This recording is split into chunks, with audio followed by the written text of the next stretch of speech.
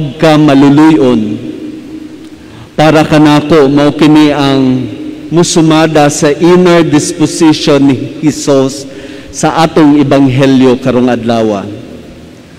Ang iyang kasing-kasing puno sa kaluoy sa mga tao nga iyang nakita.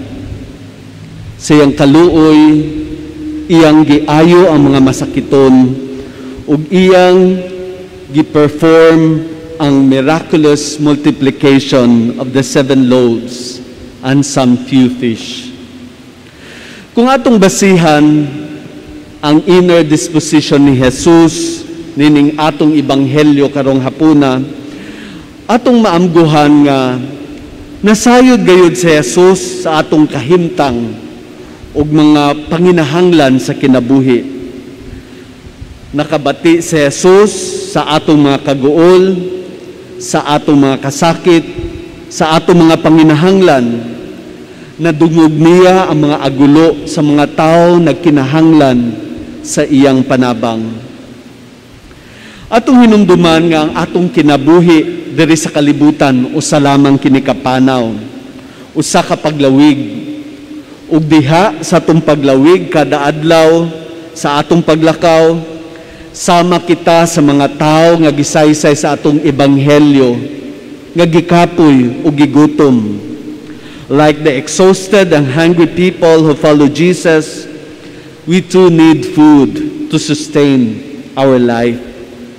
Nanginhanglan kitag pagkaon aron makasustener sa atong kinabuhi kada adlaw. While we need food, this physical food to sustain our body, we also need spiritual food to nourish our soul. Busa kini usab nga milagro sa pagpakaon ni Jesus sa atong ebanghelyo karon sa daghan kaayo nga katawhan. Nagpunting kini kanato sa pagpamalandong sa pagtukod ni Jesus sa Eucharistia, the Holy Communion, the food from heaven, nga mo'y muhatag kanatog kalig-on sa atong spiritual nga kinabuhi samtang nagalakaw kita padulong sa kinabuhing walay katapusan. Mga igsuon, usa ka importante nga punto ang atong hatagan nga pagtagad sa atong ebanghelyo. Nga diha sa pagpaambit sa mga gasa o grasya sa Dios sama sa gibuhat sa mga tinunan ni Jesus, pagkahuman niya og pikas-pikas sa pan, gihatag niya sa iyang matinunan, ug ang mga tinunan gihatag usab kini ngadto sa mga katawhan. God has given us His blessings, and God also relied on the generosity of God's people. Busa gihagit usab kita sa pagpaambit nining mga gasa nga atong nadawat gikan sa Dios. Kini nga mensahe naghatag gayud og direksyon sa tanan nga kita samtang niining atong kinabuhi gihagit usab kita sa pagkamaluluyon o pagkamanggihatagon sa mga nanginahanglan. Kini nga realidad para kanako na sinati nato kining tanan. Bisan ang simbahan, bisan kini kami wala nag-auhag kaninyo nga magpaambit sa inyuhang mga grasya sa mga nangagi nga mga bagyo, voluntaryo kamong nagpaambit ngadto sa mga kinahanglan. Sa nagsugod pa lang ang pandemic, na sinati na nato nga adunay daghang tao ni paambit usab sa ilang grasya.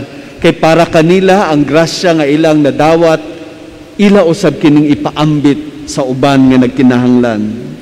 Ug dili lang kana nga mga pamaagi nga makapaambit kita, daghan pa.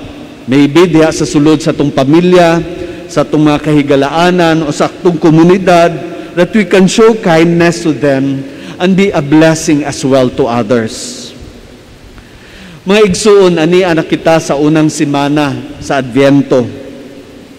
Ug Advento, nasayod kita, mao man kini ang panahon nga nagpreparar kita sa dako kaayo nga kasaulugan sa fiesta sa atong kaluwasan nga ang pagkatao ni Jesus ang sinugdan sa atong kaluwasan. Ug nagpreparar usab kita sa atong kaugalingon sa ikaduhang pagbalik ni Jesus aron mahingpit gayud ang atong kaluwasan. While we joyfully anticipate the feast of the birth of Jesus, we are also asked to put into our hearts and to our minds with a hopeful expectation for the second coming of Jesus at the end of time. We ask to prepare our hearts, our lives, because we believe when He comes, our full salvation will be attained. At usab nga hinumduman nga samtang kining Advento usa ka preparasyon or spiritual preparation sa pagbalik ni Jesus sa katapusang panahon, nagpunting kini sa usa ka kamatuoran ng atong kinabuhi usa lamang kini kapanaw. Life here on earth is just but a pilgrimage, a journey, and heaven is our final destination. Ug sa atong paglakaw nining kalibutan, daghan gayud ng mga pagsulay, mga kasakit ang atong maagian. Mga pagsulay sa atong pagtuo, sa gospel values nga atong gihuptan, mga pagsulay nga mahagit kita sa pagsalikway sa mga pagtulunan ni Jesus. And some of these trials of our faith will shaken us. O kung dili nato kini bantayan, kini mga pagsulay sa atong pagtuo, madani kita sa paghimo o pagbuhat sa daotan, ug mao kini ang hinungdan sa atong kalaglagan. Apan kung atong tan-aw ng atong ebanghelyo karong adlaw, naghatag gayud kini kanatog assurance sa Ginoo nga kanunay anaa siya, kanunay nga namati og naminaw sa atong mga panginahanglan, naminaw sa atong mga kaguol. Naghatag usab siya grasya aron makapadayon kita sa paglawig nining atong kinabuhi hangtod atong maabot ang katapusan nga panahon. And God will provide us both physical and spiritual food to sustain our journey. As I have said earlier, this multiplication of the 7 bread and some fish foreshadows the heavenly food, which is the Eucharist. The Eucharist will sustain us, will strengthen our faith in our pilgrimage. The Eucharist will give us the grace to combat that would harm our spiritual life. That's why ato yung mabati nga daghan ang mo iban dili lang igo kanila ang anaa magtanaw sa Facebook. They want to have that physical communion, sacramental communion during Eucharist.